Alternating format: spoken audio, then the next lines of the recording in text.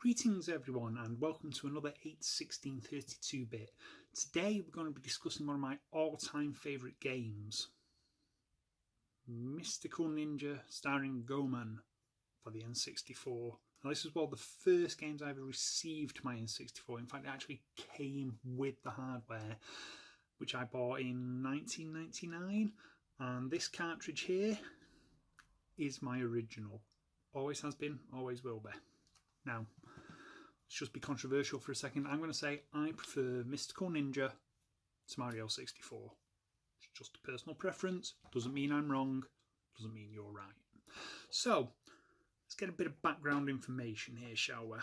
So, Mystical Ninja Starring Goeman, also known as Gambare Goeman Neo Momoyama Bakufu no Odori, or Go For It Goeman, Dance of the Neo Peach Mountain Shogunate, was the fifth in the series of Goeman games. It was released in 1997 in Japan and 1998 in North America and Europe. It allegedly sold over 200,000 copies, although there's only really sales figures available for the United States and Japan.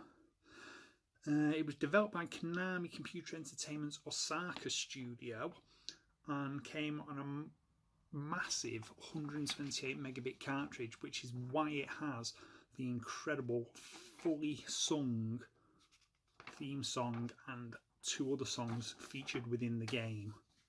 Now, this was incredibly high quality. It was near CD quality audio on a cartridge. Now, don't get me wrong, there are some issues with the game. The translation isn't the best. A lot of the humour is lost due to the poor translation. And, you know, the plot is a bit awkward. There's a giant spaceship which is turning Japan into a westernized art theatre, and you've got to defeat the aliens. But, you know, let's get on and have a look at the game, and I'll tell you a few more things I like about it.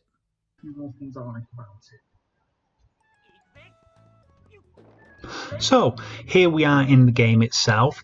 As you can see, it's superficially very similar to Super Mario 64 in that everything is done in a 3D style.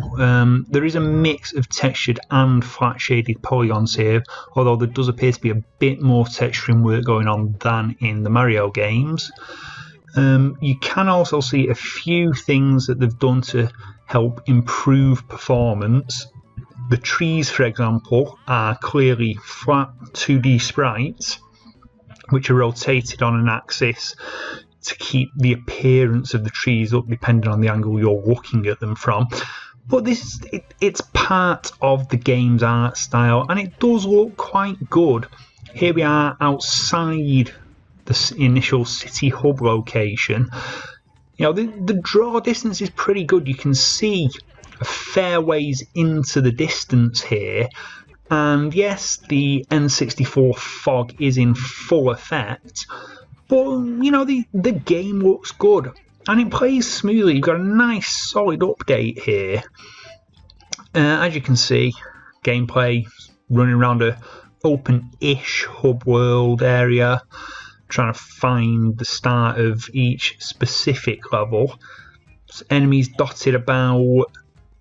It plays nicely, it's smooth, the camera controls well, which was a rarity at the time. Mario 64 was the benchmark for camera controls, but Goeman has excellent camera controls in itself. Now, once you've completed a level and you get to a boss area, you then move between the levels using the giant robot Impact. Now, the impact levels take two forms. This is the first form of the impact levels, a sort of isometric-ish scrolling run through a highly destructible stage, destroying enemies, buildings, and trying to avoid hazards such as trenches and bridges. These sections, in all fairness, are quite simplistic, but they help break the game up somewhat. Now, this is the second and arguably more impressive part of the Impact levels, the first-person perspective fight against another robot boss character. The N64 handles this quite well, probably most likely thanks to the on-rails nature of each level. And again, it's just a little bit of variety to the game that titles such as Mario 64 and others lacked. Okay, so that was Mystical Ninja Starring Goeman. I hope you enjoyed that. Like I said, it's one of my all-time favourite games. It's probably my favourite 3D platform action game on the N64.